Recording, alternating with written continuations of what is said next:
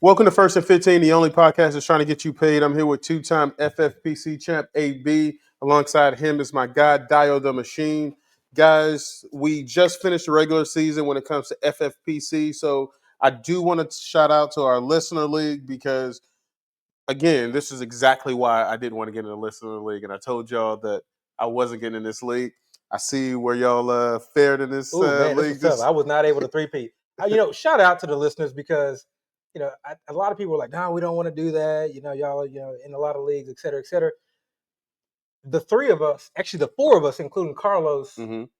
are not in the playoffs. That means you almost had a 50% chance of just Chris making to the wasn't in the playoffs. league. Chris wasn't in the league. Are you one in the league? No. Okay, well. No, I was just sheltered. See, this could have been your year. No, this is exactly why it wasn't. This could have been your year. no. I actually like my stats so far this league, but I do want to shout out to Attack of the Trolls, 11-1 this season, 1,900 points. That's a hell of a season. Also, Fox is the number 3 seed. A sports betting man, Laura Kratos, 9-3, and then Light Show also made the playoffs in this league. So good luck to you guys, like in the playoffs and also in the tournament. But I want to talk about you guys for a second to see how you fare, because I know that you played more than just this league. How did this season so far, this regular season, turn out for you? How many teams you have in the playoffs? I know that you don't really keep track of like exact numbers, but like, how did you fare this season? No, I keep track of exact numbers. Biggest wins, biggest misses. Yeah, no. It's been a really good year, but obviously, nothing's done yet. My goals and my odds and my mindset is like really based on prepping for the tournament. Yeah. Especially the main event. Dale kind of really parsed out and gave all the specifics on before we started recording. Main event, number 1, number 2 seed, automatic bids to the tournament. So those teams. That's main event and Big Gorilla. Yeah. I'm talking about in the regular season. Yeah. Oh, okay. Those are the automatic bids. Yeah. Sorry. Payouts. Yeah. So payouts we're talking about we're different. So main event, Big Gorilla, number 1, number 2 seed, automatically in the tournament. So those teams, I'm just like really focusing on getting those teams prepped for the tournament. Yes, I want to win the money for the playoffs. I would love to kind of be able to do both, but really like number 1 priority, number 2 priority, number 3 priority is the tournament. So main event was really good for me this year. How does that change your strategy though? Like when you say like I'm only focused on the tournament, like what are you doing differently when you are not an automatic bid? Because you're talking about those 1 and 2 seeds that are automatic bids for the tournament. How are you sort of prepping those teams differently than the teams that have to fight to get into the tournament? Yeah, so a lot of this is sort of kind of just organically plays itself out. If you were the number 1 seed, you put up 2,000 points, 1,900 points, likely you got a pretty good team. You don't really need to do much different, right? Mm-hmm. But for my number 1 and my number 2 seeds, I'm less so concerned about week 13 and week 14 and trying to really win those weeks. So I'm not hitting the waiver wire hard for, defenses like the Chargers. I'm not looking at kicker matchups and trying to make sure that my kicker is like in an optimal position to really maximize points. If I have a guy on bye week 14, or I have players that maybe have a really bad matchups, your wide receiver 3s, your RB2s, I'm not necessarily looking at the waiver wires to see if I can, find a better flex. Yeah. My priority is really based off on the tournament and really setting myself up for the tournament. And a lot of it, there's definitely some guesses, I tend to like maybe be a bit more aggressive about like having handcuffs because I like to roll the dice. Even though it's a low percentage, I want to have that low percentage of having that one handcuff that week 16 or week 17 finds his way into my starting lineup. That can help differentiate. So it's just that, instead of just like worrying about week 13, 14 and winning those weeks, it's really let me start now and start prepping for week 15, 16, and 17. And sometimes it also makes it a little bit easier from a waiver standpoint too. Yeah, Dio, like let's talk about how your teams have fared so far. I know that, we have just started the playoffs and you play both main event and the Big Gorilla leagues, but how has this season been for you? Biggest misses, biggest hits? It was also a good season for me as well. Definitely pleased in a lot of the takes I had earlier this season because I reflected out on a lot of my team, like the Travis Etienne, your Jalen Warrens, I was really big on those 2 players and, they paid off quite a bit this season. Yeah. So I'm definitely happy about that. As far as my mindset right now, I hear where Abby's coming from and I get it, but I'm just not built that way. Like I'm always trying to win. Yeah. Like even the teams that didn't make the tournament, I like be setting up their lineups just in case there's a stat correction. I just have a miss and they just throw me in the tournament, something like that. But as far as the playoffs right now, and what Abby's saying is true. You get your first or two seeds, you're automatically in the tournament, right? So no matter what happens these next 2 weeks, and we're talking FFPC, no matter what happens week 13 and week 14, once week 15 hits, you're in that 3-week race. And Right. you play all 3 weeks, and no matter what happens any week, you're just trying to accumulate more points than everybody else, and that's where you win the big money. Now, with that being said, I'm very competitive, right? Y'all know that about me. I don't want to just allow other teams to win the leagues I'm in. Yeah. Because in my mind, and this is maybe a little petty, but in my mind, those 3rd and 4th seeds, if they win the league, that means they now have won a bid into the tournament, which now means I have somebody more that I'm having to compete against in that 3-week stretch to win that money, because just because they're 3rd and 4th seed doesn't mean they can't, run hot and win everything, But if I knock them out in the playoffs, then they don't get that bid. So it's one less team I have to worry about. That's kind of the way I look at things. And obviously, I'm always trying to get the most amount of money as possible. So, when you win, obviously, there's a prize money. It's definitely different between main event and Big Gorilla. We were talking about that before we started recording. Definitely better ROI as far as winning the league in Big Gorilla, while winning, getting the best record and getting the most points in the main event is more ideal. So, quick question. So if you have like a 1 or 2 seed, are you still trying? I mean, like, would you try to like load up on like those like handcuffs and things like that versus like how does your like waiver wire like philosophy change if you have a 1st or 2nd seed versus a 3rd or 4th seed? It doesn't change much at all, to be honest with you, for me. And I don't really worry too much about handcuffs. I mean, I get it, but I mean, we've talked about it before. Some handcuffs are just not good. Sometimes we assume a handcuff is somebody different. Like right now, if you were to say Judkins goes down, who's the running back for the Browns? I mean, we could say it's Sampson, but is it crazy to think 4 ends up being the guy? Yeah. We're looking at the Raiders. Genty, he's hurt right now. We're having discussion, is it Mostert or is it Zamir? Or is it, a combination of both? It's now become a platoon. It's really hard to tell. I just kind of try to get good players in good positions, even if they're backup, somebody that's maybe an injury away, where even if the injury occurs, I feel like I believe in their talent and they're going to do well enough. And honestly, I build my teams like that the whole season. Yeah. So it's not really much of a change. For me, the biggest change I have as far as my approach is I start playing a lot of defense. I start looking at my opponents, seeing what they're weak at, seeing how much fab money they have left. Like you'll look at your that's real hater shit. Right? You'll look at the fab page and you'll see, because once the playoffs start, they only let the 4 teams in the playoffs bid. Nobody else can bid, right? So you look at that page, you'll see a team that has like $4 left. Yeah. I look at their team and I see they're weak at defense or something or receiver. Every bid I have for a defensive receiver will be $5 because I know they can't bid more than 4. More than 4. So that's what I'm doing the whole time. So I know again it's petty, but that's just my approach. I think it's just like 2 different approaches. Yeah. I mean, definitely understanding the waiver game, especially when you don't have to, assess 11 other teams. You really want to look at 3 other teams. Makes it a lot easier, and that is very, very important. And yeah, you try to win the league. I think we just have 2 like very different approaches, which is fine because you never know which approach is going to be the one to pan out. Some of these handcuff situations have been ambiguous all year, but some of them have still been very fruitful. I mean, this Green Bay handcuff situation has been fluid. We started the year off with the guy who's like literally has not played, or maybe has played only like a handful of snaps, thinking he was going to be the the handcuff.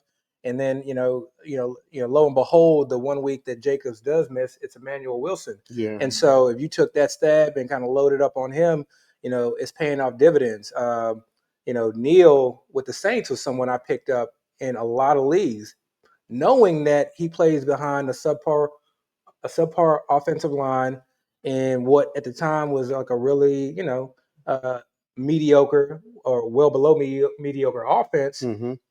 And even the starting running back was not getting a lot of production. But I think one thing that I've like really come to appreciate in fantasy football, in the NFL, whether you just like watching, you like gambling, you just like talking shop, is that things change on a dime. Yeah.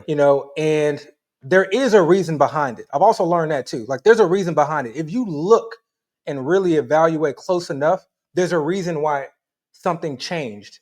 Mm-hmm. And so sometimes I'm just like, okay, I don't know, but like he's one injury away from that starting lineup. Mm-hmm. And then he may be a couple of changes away on an offensive line, a change away on from a quarterback, a change in the way in offensive philosophy, a change in the way in the opponents that he's facing, where all these things may line up. And then that 1 week 16, Neal scores like 25 points. Yeah. Or has some like crazy game that can like really like help you out when you need it. So it's just crazy. And there's like, I made that scenario up, but if you look back, that scenario has played out in so many different ways. And Brissett, for instance, let's take Brissett, because I think this is like a really important concept. Mm-hmm. It's hard to like not get it out of your head, but nobody thought much of Brissett. We thought he was a serviceable backup quarterback. Like I thought he was a very serviceable backup quarterback heading into the year. Mm-hmm. But nobody had it in their minds that you would be able to start him for as long as you did. Yeah, for sure. Or that Arizona Cardinals would be as pass happy as they've been, or that he would set the NFL record for the most pass attempts in a game. Nobody would have even come close. If you had like 1,000 guesses, I guarantee that probably would not have been one of them. But so much has changed. If you just go through that scenario of what it took, it's not random. You had Connor get injured. You had Benson get injured. So they just couldn't run the ball. You had Kyler Murray not play well and then also get injured. So then you also had their defense get a lot of injuries and sustain a lot of injuries. Then you had him play, these a number of games where he was in a matchup where he had to throw and they had to put up volume. They couldn't run the ball. So we went from a scenario where the Cardinals were this run-heavy offense or predicated on the run with a running quarterback. We really didn't like the offensive coordinator. Definitely didn't like much of the pass game outside of the tight end. Maybe, you like Marvin Harrison here or there. To now, like Michael Wilson, like has been a must start in our lineups for like the last 2 or 3 weeks. But with that scenario, I think you could have predicted it, right? Because of the points you actually just made, right? You predicted it after the fact. You couldn't predict it. I wouldn't like in my mind, like when I was drafting at the very beginning of the season. Or Oh, yeah, this, of course, not the beginning of the yeah, season. but that's what I'm saying. Like, and you know what? The best way to like look at this too is like best ball. Because best ball, you're like, okay, let me just pick this guy up because anything can happen. I think some of us maybe have Michael Wilson shares here and there, but we all know in draft season you're really drafting for the first quarter of the season, and really even not that far because you can only really know what's going to happen week 1. Like they bubble wrap players before week 1 to make sure they're there for week 1. But after week 1 starts, all bets are off. People can get hurt, all that happen. But the reason I say you can kind of predict it, for me personally, when Brissett got the job, as far as Kyler got hurt, I was already like picking him up wherever I felt like I could use him because of the things you just said. Yeah. The running game was bad. Kyler was playing so poorly, yet their offense looked like if Kyler played better, it can be functional, right? Yeah. It's like you have the best tight end in the game, what we consider maybe not the best or top 2. You have this great ascending receiver that we thought still had good potential in Marvin Harrison. And like you said, they had no running backs. Amari DiMarcardo, Michael Carter, and what's the other guy? Bam Knight. We're like rotating every week. So it's like you can't even run the ball, so you got to throw the ball, to actually compete. Yeah. It's just that we didn't expect it to be this good. Right. We didn't expect it to be. And It's almost the same thing with Flacco. Yeah. Like we're like once he came with the Bengals, like, okay, now. But that's my point. That's my point. Is like from the beginning, you don't see any of this. And then pieces start to fall, and then you pick up the percent, and then getting back to your defensive point, because this has like been like we've kind of floated this around in the group chat. Like, don't leave any any serviceable quarterbacks on the waiver wire. Mhm. Like, don't leave it. Like, for any of your don't leave. Like, so definitely picking up the Brissett. But like at the beginning of the year, you weren't like. It was very hard to envision Brissett being anything. And again, they're like Well, I mean, countless you can say amounts that of with every situations. single back. A lot of You say situations. that with every backup quarterback, right? Nobody goes in the season expecting the backup quarterback to be useful or Yeah. needed, right? I'm not even You talking don't about put useful. it- I'm talking about like a lock-in start, like feeling like starting him Yeah, over but Lamar Jackson 1 week. But you if know? Kyler doesn't get hurt, it probably doesn't happen too. But that's exactly my whole point about like building a roster of just like, look, who knows what can I don't happen. think you can build it. I don't see. I guess the point I'm making is I don't think it's something that can be built or something that can be predicted. What I will say is once you start to see the first signs, the very first signs, don't wait to jump on it. Mhm. Right? Like try to see what happens with the guy on your roster. Rather than wait for it to happen and then try to get And that's it's almost like the stay ready mantra. Yeah, and that's the idea behind a handcuff. It's like if you're one injury away, like if we can identify you as the likely RB2 and you're one injury away, even if you're on a bad offense in week 11 and your offense looks like it can't do anything, we cannot project that that's going to be the same state of that offense or that offense is going to be piss poor or rank at the bottom of the league when it comes to week 14, 15. The NFL changes on a dime. That's like just my point. It's just the idea that yes, this guy looks like he's on a bad offense in a bad situation in week 11, but week 14, that could look very, very different. Yeah, but at the same time, it doesn't always play out well, right? It doesn't, of course. It's a low percentage. It's a low percentage chance. Comes in, has the role perfectly set up, and just has a dud. Like remember the backup running back for the Saints? I don't know if it was last year or 2 years ago. Some guy we were holding for like majority of the season. Was it Batty? And then, Wasn't it Batty? Like we were holding on to Batty for a little bit. I don't know if it was Batty. It was another guy, but we were holding on to him the whole season. Then near the end of the season, he finally had that opportunity. Yeah, we were hyping him up too, and he just had the biggest. We were watching. It was an island game. It might have been Thanksgiving game, or it was an island game. Most of these situations will not work. 100%. Most of these situations will work. Me personally, why I don't subscribe to just get especially for all my handcuffs. No, I'm not. We're not saying I'm not. My entire bench is not all running back handcuffs. I'm just saying that goes into. I'm saying even all my handcuffs. Like for instance, like James Cook. I'm not feeling happy with Ray Davis as my roster. That's another good example. So I'm not handcuffing my players. That's not what I'm saying. Maybe situations. I'm talking about handcuffs in general. Yeah, and it's not even just handcuffs in general. I'm talking about like the Mechis of the world. I'm talking about players that like I see a potential scenario, just like you said, like a John Mechie. Yes, I'll start a John Mechie the last 2 weeks. Handcuff? Not a handcuff. No, I'm just saying he's a player that 2-3 weeks from now could be in my starting lineup and could actually do so. I've looked at the Giants' schedule. The Jets' schedule, and I don't even know that it's going to be Tyrod. I'm fairly confident it's not going to be Fields, but it's Tyrod, or I know they have like another guy that they may want to evaluate in the wings, and I don't know how good that is. That guy could be trash. Like Mechie could be an absolute zero, but there is a scenario. There is like a potential. You can have all the Mechie. Yeah, so Mechie close. And it's going to be team dependent. Like a lot of teams, you're not going to have a guy that you can drop for like a John Mechie. But that just goes to the idea of like I need to make sure this roster is as tight as possible. I think that's my biggest issue. My best teams and the teams that are in the playoffs or tournament bound, they don't really have much room to just be dropping and picking up guys willy-nilly. Like I'm stacked. Like I built my roster so well, which is why I'm in the position I'm in. So just kind of having these one-off. If I'm going to pick up somebody off waivers, because keep in mind, especially in FFPC, when you drop somebody right now, you can never pick them back up. Yeah. Right. They're gone into the abyss. That's what makes. So if I'm going to drop somebody right now, I feel like I really, really need that player I'm picking up. If it's not somebody I strongly feel like I'm going to need, then I feel like I'm almost. I wish I could give some examples, but they're definitely players that like. And keep in mind, every pickup in FFPC at minimum costs you $1. So you can't, you really just can't be throwing people in and out all day long because you're going down to. Well, I mean, if you got $200 worth of fab, but come on, how many of us have 200? I got some teams where I got $200 worth of fab. I got some teams where I got $3 worth of fab. That's what I'm saying.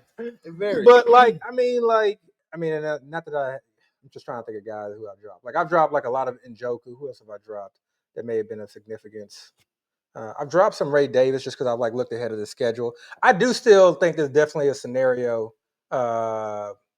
where he is the lead back if James Cooks goes on. I get agree. Ty Johnson. No, I agree with but that. I've looked at the schedule ahead and I've seen other guys who I prefer. Then I'm like, okay, I would prefer. Like I actually prefer Malik Davis over a Ray Davis. Yeah, I mean, so like I agree. scenarios if like Cook that goes down, I think it'll be Ray Davis. I just don't think Ray Davis has been very good.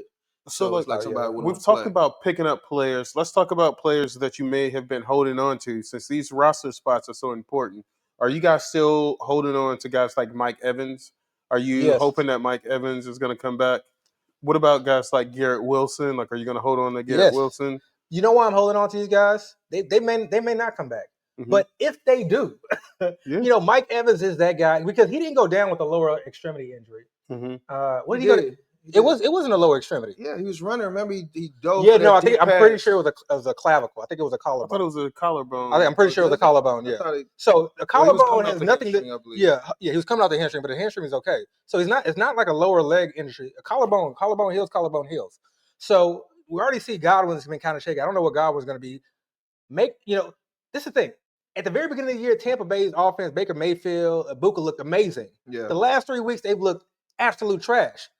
The next 3 weeks, they may look absolutely amazing. Like those last 15, 16, 17 weeks when they're like fighting for playoff spots. Yeah. Right now, they're at the top of the division by a slim lead. And Evans comes back and he's like that red zone threat. Evans can score 2 to 3 touchdowns. But my question, we talked about Tyrod Taylor. Tyrod is going to lock in. I've noticed Tyrod will lock in on usually one wide receiver. That's why I went with Mechie. Okay, because I just Adonai, I like his measurables, but like the guys, I think he needs some time to figure it out. So I was like, who's somebody who should be a reliable target? And it's for him, it's been Mechie. But when Garrett Wilson comes back, that will be Garrett Wilson. And I can see scenarios. If you look ahead, I don't have the schedule in my mind right now, but if you look at the schedule, there's definitely scenarios where you may find the Jets in some shootouts. And if Garrett Wilson comes back, he may be getting double-digit targets. My problem with that is we have 5 more weeks worth of fantasy football play. That's a long time total to get healthy. Once they come back, I don't envision myself playing them the day they come back. Right? There's just those players right there. I don't see it. At the moment we haven't even heard of them even potentially practicing. So most likely they're not going to get them this week because they're not potentially practicing. I'm not confident we're going to get them next week. So let's say the earliest we get them is week 15. I'm probably not going to play them the first game they're back. But that's week 16 and 17. Remember, it's 3 weeks. Even so, no matter what they do week 15, and am I going to feel truly confident with the team I have? Keep in mind that team is good enough to have been in the tournament, so you probably have good players already in your lineup. So are you going to feel confident now saying, let me throw them in week 16 and 17? But this is the thing. Just bank the rest of my season. This is the thing. This is kind of exactly what I'm getting at. We don't know what's going to happen week 16, week 16 or 17 or week 15. But let me finish. We don't know what's going to happen. So you may have a wide receiver that you're very confident in right now, and week 15 his quarterback may go down, and his backup quarterback may be Teddy Bridgewater. Okay. We saw Teddy Bridgewater. But is that maybe it may be somebody even worse. And so then that guy I'm going to have less confidence in. So I may say, you know what? Let me just gamble. I've heard, I'm hearing good things about Mike Evans. They said the clavicle is completely healed. Coach is saying he has no restrictions. We're not hearing anything right now. We're not going to hear anything. I wouldn't expect to hear anything. A little bit now, I could say, okay. I wouldn't expect. Guys on IR, I think it's important to understand the injuries that they have. A lot of times you don't hear anything about them. Like Darren Waller, you didn't hear anything about Darren Waller until it was time for him to come off of IR. Like you didn't hear anything. How long has it been for Mike Evans? But he's out for the anticipated time that it takes for a bone to heal. He wasn't supposed to be healthy for 5 to 6 weeks. I'm making. Like it's already past the allocated amount of time. It's not past the allocated amount of time. He's supposed to be out like I think 4 to 6 weeks for I'm saying clavicle.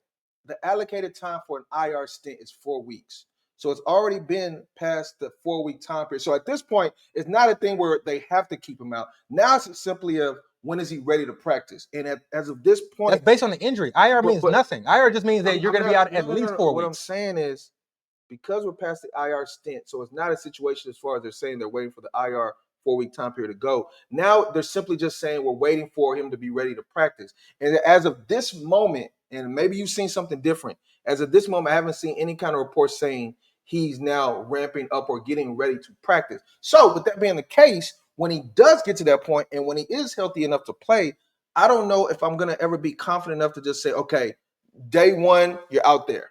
And that's my issue with somebody like a Mike Evans or even a Garrett Wilson. I mean, I even saw but those are two different injuries, is what I'm saying.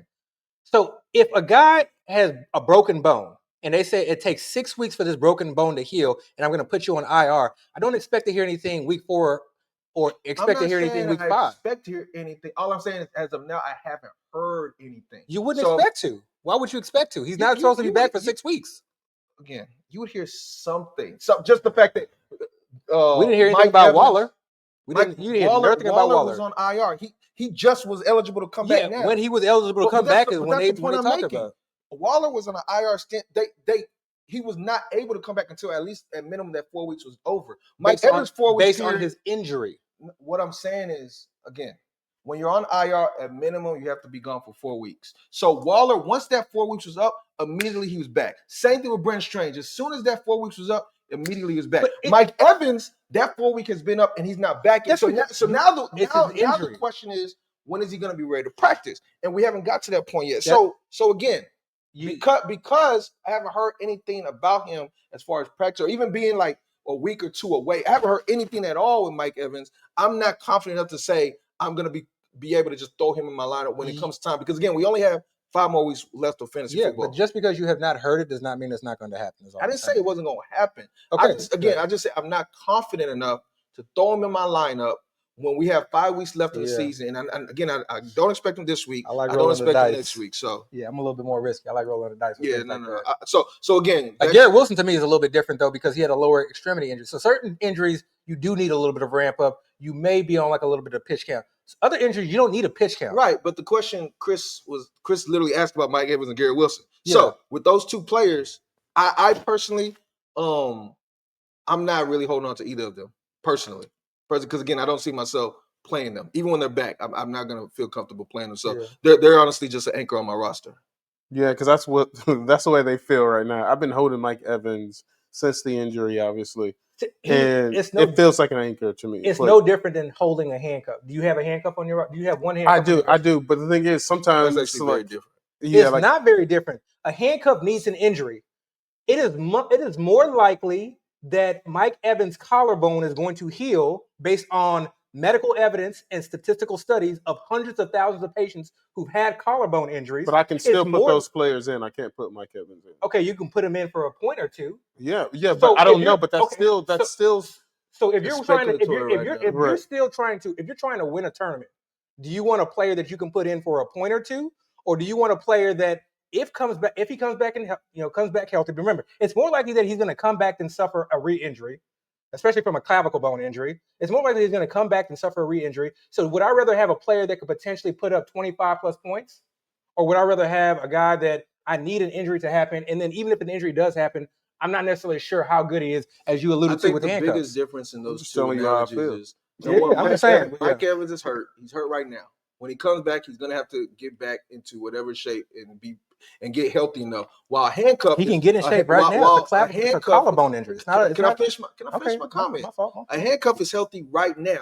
A handcuff needs the guy in front of him to get hurt, and once that guy gets hurt, the handcuff is going to be as healthy as they are and ready to go immediately. So how is it not true? It's not different. There's no difference. You said the handcuff needs an injury. That's something that you can't predict. The biggest difference is Mike Evans is hurt. The handcuff is not hurt. Mike Evans has a known injury. Injury that has a known timeline. It does matter. Hurt or not? He's not hurt when he's not hurt. Okay. He's not hurt. Right. He's healing. Next He's healing. If a patient of yours comes in with an eye infection, he ain't hurt, man. With conjunctivitis, are you gonna say 2 weeks from now? Mike Evans is not hurt. Next topic. Or are you gonna expect after the antibiotics that he's gonna get better from the infection? What's the most likely scenario? Next topic, sir. Either way, he can't see. So I can't. He can't see now. Yeah, but if I cannot use him now, but there is a player that I potentially can use, I think that's then statistically, that player that I can use still has more value today. Like I'm just talking about today. And also when we start talking about, you said if I gave you 1,000 tries, there are less than 1,000 quarterbacks. So technically, I would have guessed. No, you would not. You would not have guessed Brissett would have set the NFL record. That's what I was alluding to. Brissett. It's not about Brissett like being a backup quarterback. But if you had told me, hey, you get 1,000 tries to figure out. You would have guessed Brissett would have set the NFL record less than 1,000 quarterbacks. So I would have just gone through them all. I'm just saying statistically. But you wouldn't have guessed one quarterback would have set the NFL records in passing attempts. I know, but if you told me that there was one quarterback to set the all-time record, I would have eventually That was gotten not to the question. percent because That was there's not the less question. than 1,000. Okay, but that's not the question. That was what I'm saying. All right. I do want to pivot a little bit because like we're going off the rails here. We went to Vegas, drafted a main event team, and I remember us having some conversations about one who we wanted to pick with that number one. We had the pick. number one pick. And it was a little controversial, and the table kind of looked at us like as if like we went crazy because we didn't. We were arguing at the table. One, we were arguing at the table, but two, like it was somewhat of an unconventional pick because we went Jahmyr Gibbs. But our thought process during the time was, let's take our top end running back, and then I believe we ultimately wanted to stack Higgins with Burrow, and obviously that all went to hell because Burrow got hurt. And I did not want to stack, but go ahead. Right, but we ultimately stacked. Yeah, and that was our thought Consensus won process out, yeah, during the time, yeah. right? And so, like, I do want to talk about how we pivoted. We still made the playoffs with that team. We're number 2 seed, and we had to pivot from having Joe Burrow as our quarterback, and we ended up picking up Matt Stafford off of the waivers. Like, how often do you guys like pivot and it works out that way? And let's talk about the power of like hitting a waiver, constantly churning those rosters, constantly churning your bench and things like that, because like that was like really important for us to kind of talk through how we keep this team afloat. I think it's all important, but I also think like just to kind of backtrack back to the draft, I think it's important that we don't understate why we went Gibbs. We went Gibbs because the board at that time, keep in mind this is right before the season started, the board shifts throughout the season. And when you looked at the board at that time, all the high-end running backs were going well before they got to that 2-3 turn. So we were looking at, okay, we go Chase. We liked all those guys. We like get a running back. Return that we liked. It was going to be very suspect. We were looking at Amari and Hampton, who we couldn't sell ourselves on. We couldn't sell ourselves on Travion Henderson. So there were a lot. There were a lot of guys we could not sell ourselves on. So we were like, you know what? Let's lock in this this running back, and then we'll figure out the wide receiver. And then the question was like, which running back, Bijan or Gibbs? And I'm still fine. And I still think that's to be determined. It's whichever one of those running backs has the highest point totals between weeks 15 and 17. That's the right answer in my mind. But getting back to the question as far as like, okay, like pivoting throughout the season. Although I don't think we would have been the 2nd seed if we had chosen Bijan. That's true. Maybe. So, but actually, then we also that does make us lean Gibbs was the right choice for our team. Yeah, for our team. Yeah. So as far as like pivoting, I think a couple different things, and I'm gonna let Dale kind of hop on this. Pause. That was crazy. That was crazy. Wow. Okay. Don't do it. Don't do it. Wow. Getting back to the waiver. So when Burrow went down, some people, I'm not gonna name them names, said we were dead. It is dead. But that's our running joke. Yeah, that's our running joke. But the first thing we did was obviously hit waivers. So we realized that we were like weak at quarterback. So instead of just like holding one quarterback and saying, you know what, we got Burrow, we can rely on that. We didn't just go, let me just pick up Flacco, the hot thing. Let me pick up, this Flacco at the time. It was Browning. Yeah, it was Browning. And that was a big discussion. That was a big discussion. So, but what we did was we said, we're weak at quarterback.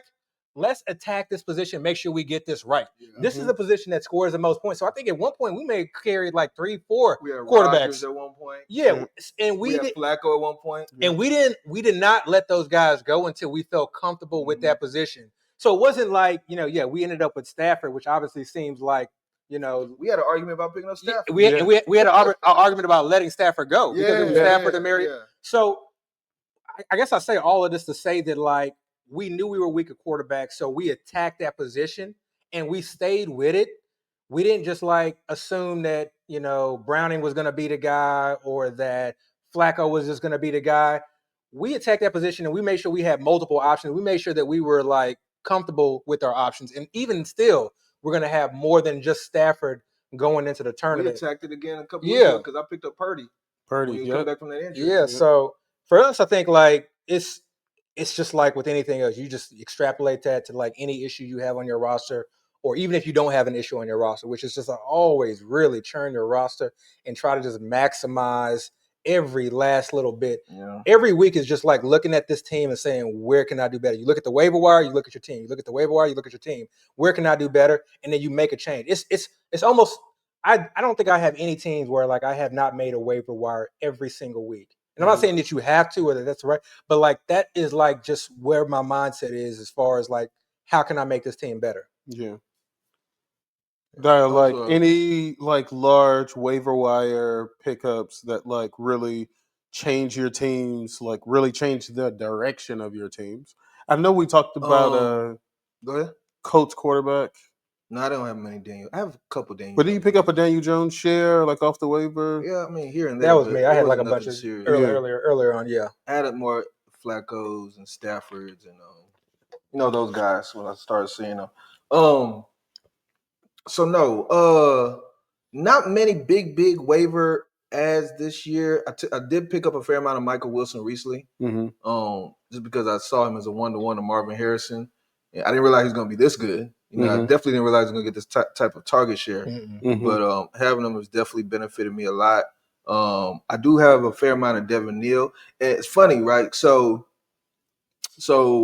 I'm a big Kendre Miller fan, been since he was at TCU. Mm-hmm. So I already was kind of looking at that position, like the backup running back for the Saints. Like, I want this guy on my team. So when he got hurt, and I don't know if y'all were talking about it or I just saw it somewhere on my timeline, but everybody's like, Devin Neal, he's the next man up, pick him up.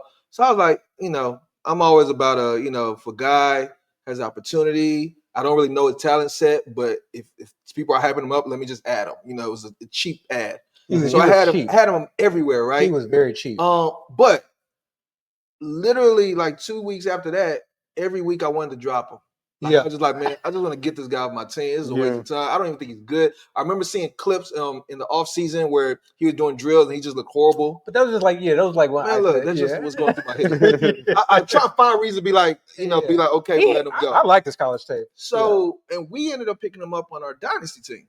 Yeah. And again, every week I'm thinking about dropping him. Not quite drop. I think I maybe dropped him on a few teams, but then I would eventually pick him back up. Yeah. But like there was a few weeks ago on our dynasty team, we were trying to figure out who to drop, and I was like, man, let's just drop Devin Neal. Like, just get rid of dude. Like, and Abby was like, no, I wouldn't do that. That's all he said. Yeah. And I was like, you wouldn't do that? I was like, all right, let me just keep him. And then like a week later, I looked at the rest of the season schedule for running back, and the Saints were at the very top. Yeah. I was like, wait, what? Yeah. And I was like, hold up. I was like, okay, let me just hold on to this guy a little bit longer, just because that's when they were going to their bye week. Yeah. You know how they always say when you come out of bye week, teams, change, the usage. Again, Kamara was one injury away, and he already was looking bad. Let me just hold on to this guy. Yeah. Bam. Now we are here. Now, I say all that to say I'm still not sure what Devin Neal is. Yeah. I'm not too confident just hype him like crazy, but I will say I have a lot of him. It's the formula. It's the formula. I don't care if he pans out or not. It's the formula. Yeah. It's the formula of being on a bad team, a team that's not competing for the playoffs. Yeah. A team that has a very aging veteran running back. Yeah. Okay. And then you just add like at least at this time, a presumed easy RB schedule heading into the tournament week. It's not presumed, it's easy. Yeah, that's like the formula for just like, don't drop that guy. I don't care. I don't care how bad you think he is. Don't drop that guy. Well, don't drop that guy. With all that being said, literally the time you're like, I wouldn't do that, that changed my life. We'll see. Because that literally was the reason I did not drop this guy. And then you're going to start him, and then he's going to suck, and he'll be like, damn. Maybe, but I feel good right now. Yeah. So, fantasy football sometimes is about winning the waiver wire. Like, sometimes, I got the hype guy. Yeah, for cheap. But my biggest waiver ad, to answer your question, actually was the Seahawks defense. Yeah. They won me a lot of games this season. They lost me games. Yeah, they won me a lot of games this season. Yeah. So those are my best pickup. All right. I want to talk about some backfields for a second because typically around this time during the season, we feel like we got things figured out. Either there's a clear RB1 or that RB1 got injured and we know that the handcuff is either taking on the same role or like it's a committee. But I feel like we're in the same place with Monangai and DeAndre Swift. Like, how are you guys addressing that backfield? Like, So I think I'm pretty sure DeAndre Swift fumbled, and that's mhm. when you kind of saw Monangai take over. This is the thing, and I've seen this a lot because I'm on Twitter a lot. I like just kind of seeing. I think there's a lot of smart people out there. They put out a lot of content. At least for me, is like very helpful. Mhm. But what I also see is just things being taken too far, utilization reports being taken too far, usage being taken too far, snap percentage being taken too far. All these things are taken too far and out of context. And by taking too far, I mean that you see one thing one week and then you just extrapolate that to the rest of the season. Mm. And I think you just got to be very cautious. I keep saying, I always like say that or start joking about, the redraft is basically just week to week DFS. Mhm. Every week is different. Every single week is different. It's based on what's going on with that team. Is the quarterback healthy? Is there a line? Do they have a line injured? Is the backup out? Is the backup hurt? Is the starter hurt? Like what's going on with the wide receivers? Then you get to the opponent. What's going on with the opponent? And then you can kind of start working in some of the utilization stuff and things like that. But like an example of that was like Bashar Tootin and ETN. And I did not understand. It was like they wanted ETN to kind of be this great and grand thing. And who knows, he may still be there. But at this stage, we're not. I think you just got to take it week to week to week to yeah. Yeah. You got to take it week to week to week to week. It's not, this is, just assuming that something is the way, something is going to be the way it is now throughout the rest of the season, I think is just a way to kind of put yourself in a really bad hole and situation. You cannot have this take lock. Just understand it like every week, just reevaluate and really kind of lock in on what you think is going to happen this week and not necessarily assume that what you saw this past Sunday is going to carry over to the following Sunday. So like kind of getting back to Monangai Swift situation, the question is, I don't know. I'm definitely not going into this week thinking that like Monangai is going to out carry Swift in a way that's going to make me feel very comfortable starting him expecting RB1 numbers. Remember, we're in the playoffs right now. Yeah. So a lot of our teams are, probably are not relying on Kyle Monangai.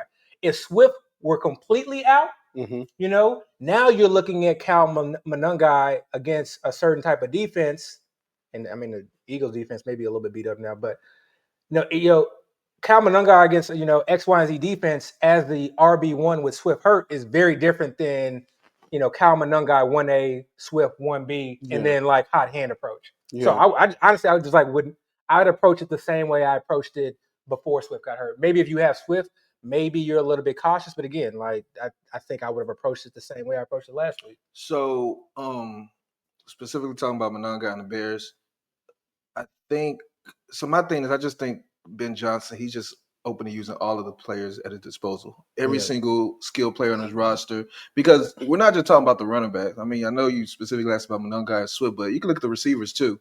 Dunze, DJ Moore, Lamine Zaccheaus, Luther Burden. We're still trying to figure out their roles. This past week, I think Burton looked like he had more usage. But the week prior to that, it was Zaccheaus, so it's kind of going back and forth. You can do the same thing with the tight ends. Yeah. Like Loveland has a great week, and then the next week, all of a sudden, Cole Kmet comes back and is getting all this usage. So for me, I think my way of thinking about the Bears is when the season started, it was different. It's like we knew the main guys and we knew their roles, and you had these backups that were promising, these young rookies. But as the season played out, the young rookies are starting to eat into the usage of those starters. Yeah. So now you look at it as like everybody's viable, So now the only way I feel comfortable playing any of those guys is if an injury occurs. Yeah. But if the injury does occur, boom, man, because we've seen it in Monangai, we've seen it in Burden, we've seen it with all these guys. Seen it in Loveland. Yeah, we've seen it in Loveland, you know what I'm saying? So I'm just waiting on it like that. So I'm not trying to force anything in. I'm definitely not giving up on any of them. But I've seen the light in all of them and knowing that if they do somehow get that opportunity, I'm going to be very, very different than the way that I'm thinking about Devin Neal now. Like right now, Devin Neal, I'm like, I don't know what's going to happen this week. But if Swift was hurt, Monangai, and vice versa. If Monangai was hurt, I'll be like, let's go Swift. Yeah. Like he's gonna be that guy. So that's just the way I see it. How's that different from the New England backfield? The way that you see Stevens and Trevion Henderson and like That's- trying to figure that I out. see it the same. That's the perfect example because people are going to point to the usage obviously before Ramondre got hurt. Then they're going to point to the usage last week when Ramondre came back. But remember, Ramondre was coming back from an injury, A toe injury. a toe injury, A foot injury. So does that now? Sure, Henderson could have like the same type of usage, same snap percentage, same route share, etc. But you could also see and would not be surprised at all if Ramondre just regained whatever role he had. Yeah. And then if they worked in Jennings too as well. Like that's so it's the same thing. That's a week to week. And this goes back to drafting. And this goes back to like one reason why I was just like not on Henderson outside of like ignore like any take I had on what I thought about him as a prospect, but just the idea of like the coaching standpoint. Their coaches or their OC specifically in many situations has used multiple running backs. And it's been one of those things that's been always very, very difficult to assess, especially when he was with the Patriots. And then when I heard him say, God, well, who did he comp him to? Was it Shane Vereen? If it wasn't Shane Vereen, it was one of these, third down. James White, maybe. It might have been Shane Vereen. Maybe it was James White, but it was one of those. That's who he comped Henderson to. So, it wasn't like Henderson could never. But look at what it took to get Henderson to where it, to get those 3 touchdowns. And even those 3 touchdowns, I mean, it wasn't like he ran for like 200 yards. Like he like ran for 50 yards and just like it was like definitely took advantage of the opportunity with the 3 touchdowns. But it took the Gibson injury, it took the Ramondre injury for him just to even just see a significant shift. It even took Jennings injury. Yeah. So, but I'm not saying don't play him. I'm not saying he hasn't like earned his snaps moving forward. Like, I will say for that specific scenario, I still think it is TBD to be determined. Yeah, exactly. That's what I'm saying. Exactly what I'm saying. To see a fully healthy Stevenson. Exactly. Yeah, 100%. So it's still the opinion on this could change very quickly, but. For now, I do think it's very similar to the Bears situation. Even going to the receivers, we've had weeks where Diggs is the main guy. We've had weeks where Butte is the main guy. Yeah. We've seen Kyle Williams have weeks. We've seen Demario Douglas have weeks. But it's not consistent. It's not sticky. Every week is somebody different. And again, I just think the type of offenses where it's like everybody is available as far as, how the coach wants to use them. Now, with all that being said, if any of these guys get hurt, then you have to feel very confident in the alternate options because that pie, because it's not like they're throwing new pieces in. Yeah. Right? It's almost like they're just giving it to the guy that they have already. And to me, like that's the allure with Henderson. That's why you drafted Henderson. It's like, I know that he may be in a committee.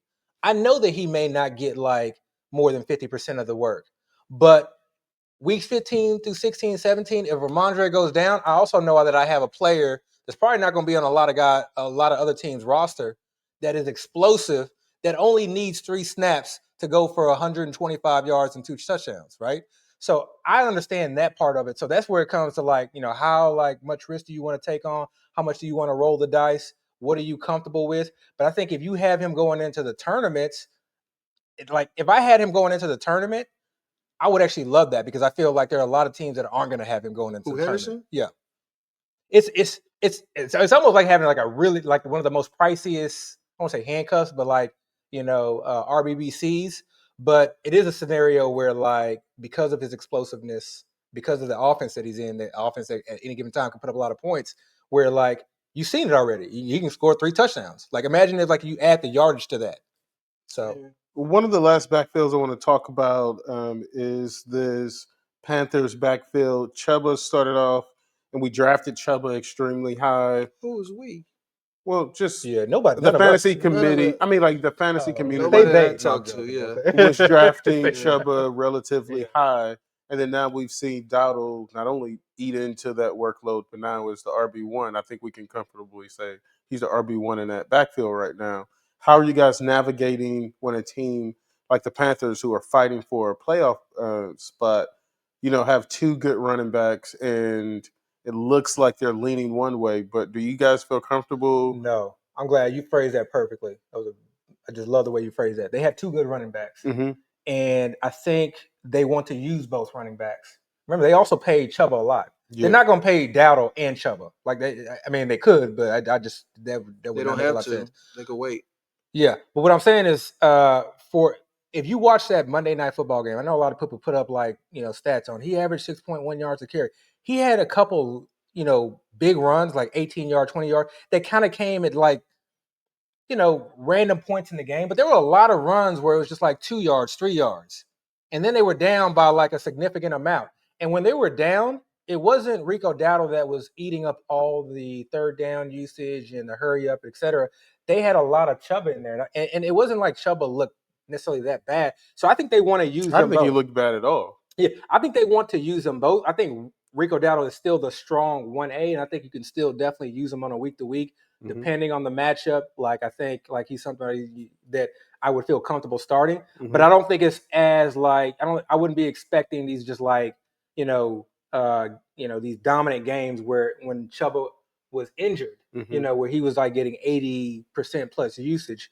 Those days I think are gone if Chuba stays healthy. Well, I mean, it wasn't even a maybe. They were rotating drives in the first quarter. Yeah. Like the second drive, I think Chuba was in the game for the whole drive, if not majority of the drive. So it was odd because I think the weeks prior it was really the Dowdle show. Yeah. He was getting a majority of the touches. I don't know what's going on now. If maybe they want to get Chuba more involved, or maybe this is a one-off. Maybe there's an injury with Dowdle we're just not aware of, or maybe the game plan was, the way to beat the 49ers is to use Chuba more for whatever reason. I don't know, but they definitely were using him a lot this last game, and I mean, you still got to play him because he has such a high ceiling. We've seen what he can do, and he's such a strong runner. But you definitely are not as confident as you were even last week as far as playing them. With all that being said, I don't know. Were you the one that put it in our Instagram thread about how, maybe it was you, Chris, about how East Coast teams, when they play West Coast teams in primetime games, it really throws them off a lot. Yeah. So that was actually the exact scenario. The Panthers flew from the East Coast to the West Coast and played a night game. And I was thinking about that the whole week every time you said it. So I was watching the game, kind of looking at how it kind of played out. And the Panthers kind of looked sluggish to me. Yeah. Right? Bryce Young was off the whole game, throwing a bunch of interceptions. The running game didn't really do much. Ted McMillan was dropping every single pass, known to man, changed his gloves, changed his shoes, I think. So they just looked off. So it almost made me feel like maybe that's what it was. Yeah. Maybe it was just a one-off. Week to week. Just week to week. Maybe next week, everything will come back into play and we'll be good again. So I'm TBD on that as well. So we're starting to get into that season, or to that part of the season where these rookie receivers are starting to figure it out. Obviously, we have some of those receivers who started off strong, like Emeka Ibuka. But, it seems like Tet is starting to figure it out. Like, he looked good the last couple of weeks, scored. Not last week, but. Oh, he scored. I mean, he scored a touchdown against the 49ers. He had like 1 million targets and only caught like 3. Yeah, but it still feels like he's starting to figure it out. Yeah, right? For sure. And so, how are you guys still paying attention? Matthew Golden seems like he's starting to figure it out a little bit. No, he is not. We're not high on Matthew. You should go ahead Matthew. and drop Matthew Golden. You should have dropped him. Yeah. You think so? You should not have drafted him. We shouldn't even be mentioning Matthew Golden. All right. Yeah. How do you guys feel about rookie receivers, and are you guys still holding on to some of these rookie receivers, hoping that they kind of turn it around? Specifically, I know, I think on one of our teams we have Jack Beck, dynasty team. Yeah, clarify that. Do you expect do you expect him to maybe sort of turn it around and maybe give you some production towards the end of the season? I think the only receiver, even the receivers that did well to start the season, I'm not even good on them anymore. I think the only rookie receiver that's been ascending, maybe like your Jaden Higgins. I think that's the only one. I could see maybe Chimere DK. Yeah, DK. Yeah, maybe. But there's injuries over there as well, so I need to see him with Iron Man back. I mean, honestly, I could see Tet continue to ascend. Some of the issues with Tet is less so Tet. Tet has a lot that he can clean up with his game, and he's going to continue to improve. But I think that there is a lot left on the table this year. They just don't throw the ball deep enough, and when they do, he's there, but they don't throw it deep at all. And it's almost like a Bryce Young thing, but that can change. I keep going back to the same thing. Like that can change. Like you can see a scenario where that can change. Maybe, but I don't envision it yet though. Like I don't see it happening. There's a lot that I didn't see. That's what I'm saying. So I'm not confident in saying he's going to ascend, and especially now they got Coker back. Leggett is now starting to get involved a little bit more. But Higgins, his role is actually growing. He scored a touchdown, I think, in 3 straight games. Like he's now, in my eyes, kind of overtaking that number 2 receiver position. He's the only one I see, compared to the way the season started, or even the first quarter of the season, now is doing a lot better. Somebody like Ibuka, like I'm a little nervous about him. With Godwin back, and not even just with Godwin. It's not they're not using him as much as they did, and maybe the problem was he was scoring so many touchdowns to start the season. Yeah, he so was. It just looked so much better than what he was very really efficient. was. But I don't know. He's just not even being involved. Like you would think he, with all the injuries on that team, he would take over as the number 1 receiver. Yeah, I'm not even seeing that. Watching the games, what I've noticed is that I think they are trying to get him involved. Baker seems to look his way. So I think it's been a couple of different things. One, he has had to assume the wide receiver 1 role way too early, way earlier than they anticipated. I'm not saying it's too much for him, but I think in terms of the way defenses are viewing him as the number 1, shading coverage over, like really like making it a point to take him out of the game plan has made it very difficult. But when I watch games, I see him open. And when I watch games, I see him create separation at like pivotal points. And then now those situations where like Baker was hitting him on the deep ball, like this like last Rams game, man, I swear I lost a game by 0.6 points. Shout out to Fantasy Sopranos, but 0.6 points. But Booker was on that team. But he, literally 2 yards away from just having like a deep bomb, So maybe. I think you had those plays. Baker's just not been playing well. The line's been beat up. But again, the question for me is who's ascending, and I don't see an ascension. Yeah. And that's the problem I have because all these receivers. I mean, we're talking about receivers that we're not even mentioning yet, like T. Horton. I mean, not T. He's Horton. done. What's his name? T. Horton. Thornton. Tory Horton. Tory Horton. He's done. He's on started IR. looking promising, then all of a sudden he's done. Injured. Any chance Isaiah Bond can ascend no, to the quarterback? Matthew Golden, no. Trey Harris, no. It's like I'm just looking at all these receivers like, what happened? Was this just a bad receiver season? They're not. A lot of them aren't in situations. Jack Betch, like you just mentioned, no. Dante Thornton, which was hyping up in the beginning of the season, nothing. Well, he may not have just been that good to begin with. But that's what all of these guys. But what I'm saying is a lot of those guys are also not in situations where like they can become the lead guy or even the number 2 guy, with the exception of a guy like you just mentioned. Higgins. Yeah, with Higgins. Like even like remember Amon-Ra's like rookie year when he broke out, like players were just falling left and right. And then he just, I mean, say he walked in, he was ready for it and he assumed that role, but he became the number 1 receiver because there were, a lot of guys had gotten injured and that role was open for him to take. Yeah. So I think for some of these guys, you haven't had that. Injured, so he's just actually outplaying his. And it didn't take much because all he had to do was outplay Kirk and outplay Schultz. But again, to his question, as far as the other rookie receivers, like who else? Yeah, I think the more important question is like who is worth holding as you're going into the playoffs and potentially into the tournament. So who? That was the question. I thought that. No. So who was worth? Okay, obviously Higgins. I would hold DK. And outside of the obvious Igbukas and Tets of the world, that would be pretty much it. I don't even know how I feel about DK. I would hold that Titans offense. Like I'm not. The thing that to me, if he's going to keep scoring return touchdowns, okay. But to me, obviously they had the coaching changes. But to me, you see a team, not even just an offense, a team that is like getting better. They're getting better, but they're getting better. Are they getting better enough to where it warrants him earning a spot on my roster? Like, I don't know. It's questionable because, like, right now I have him in my global bids. He's definitely not getting added across the board. But there are some teams, especially like if it's a team where I'm like, man, I need some wide receiver firepower. Anytime you show me that you can score 20+ points twice in like a month, in 1 month span, I think that's significant. You showed me you can do it twice. That's skewed with the return touchdown. Most other receivers don't do returns like that. So most other receivers can't do that. Yeah, I know. Yeah. And again, if he's going to be scoring like that, I mean, you can't bet on that. You can't see that coming. So I mean, that's great. But if you remove that, and again, that offense, I'm not really too comfortable with. And they have injuries, even though Calvin Ridley's not coming back. But I don't know. I'm not a Titans. I can't. Again, I look at it in the scope of we got 5 more weeks left. All these decisions are very, very important. Like I don't have time to put somebody in and just kind of see how it plays out. Like I got to feel really. He's on good. the lower end. He's on the lower end. Yeah. But for a lot of these guys too, and I use like a lot of just like, okay, who has an advantageous matchup this week against X, Y, and Z cover shells? What have they historically done against cover 3? Things like that. How does this quarterback look against Advanced his analytics defense? for you. Yeah. So that's where that stuff comes in. Oh, And it's not going to be like DK starting over like I want to throw out a good name. I'll say a T. Higgins in most situations.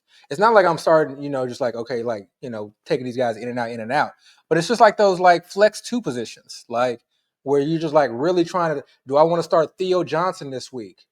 Do I want to start Aronde Gadsden this week? Because before, like you said, picking up a lot of Michael Wilson, that coverage matchup was really good for him. Like that was a really good, and for Brissett, like, based on the analytics, and it was like a really good game environment for him to like really go off. The Jags are really a pass funnel type defense. And so that was like a really good game environment for that team to go off. They weren't gonna have another choice but to pass, right? Right. So you almost kind of had to force, but you didn't envision any of that.